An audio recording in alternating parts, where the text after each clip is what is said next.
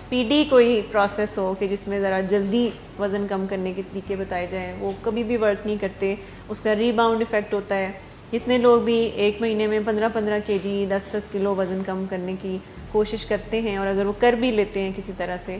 تو اس کے بعد اس کا ریباؤنڈ ایفیکٹ ہوتا ہے، یعنی اس سے بھی بعد میں اس سے بھی کہیں زیادہ وزن بڑھ جاتا ہے. تو اس کے آپ کی باڈی پہ اور آپ کے برین پہ دونوں پہ ہی بہت ہی برے نقصانات ہوتے ہیں کہ یہ جو اچانک سے اپنے وزن کو کم کرنا چاہتے ہیں، یا بالکل ہی فاقے کر کے 4-5 دن کے ایک ہفتہ. تو مائنڈ لیس ایٹنگ میں یہ کانسیپٹ ہے کہ آپ کو سلو اینڈ اسٹڈی چلنا ہے لے کے اپنے وزن کے معاملات کو، اور اس کو پروجیکٹ کی طرح لے کر چلنا ہے، اور اس کی کوئی ٹائم فریم ہونا چاہیے کہ کتنے عرصے میں اور کتنے مہینے میں اور ایک ہفتے میں کتنا، یہ ساری چیزیں کیلکولیٹ کر کے ہمیں اس کو کنٹینیو کرنا ہوگا، اور فرسٹریشن سے بچنا ہوگا. یہ جو بہت زیادہ جلدی ہے، یہ فرسٹریشن دیتا ہے ہمیں کہ ہو کیوں نہیں رہا، وزن کم ہو کیوں نہیں رہا. ہم بار بار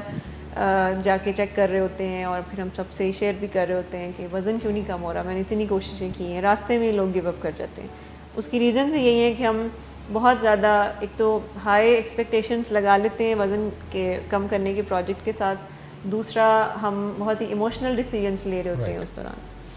سو پریکٹیکلی یہ جو مائنڈ لیس ایٹنگ کے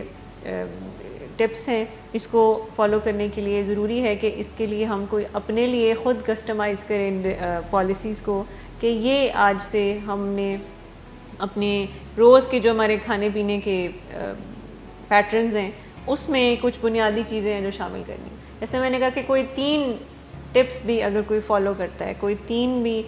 ہمارے جتنے بھی پروگرامز ہیں پچھلے، ان میں سے اگر کوئی 3 بھی ڈیلی بیسس پر فالو کرتا ہے ٹیکنیکس کو مائنڈ لیسلی، تو اس کے ہر دن میں کچھ کیلوریز کم ہوں گی. اور وقت کے ساتھ ساتھ وہ جب آپ اس کو اکٹھا کریں گے ان کیلوریز کو، جب وہ مائنس جتنی بھی ہوئی ہیں، تو اس کا ہمارے وزن کے اوپر بہت ہی اچھا اثر ہوگا.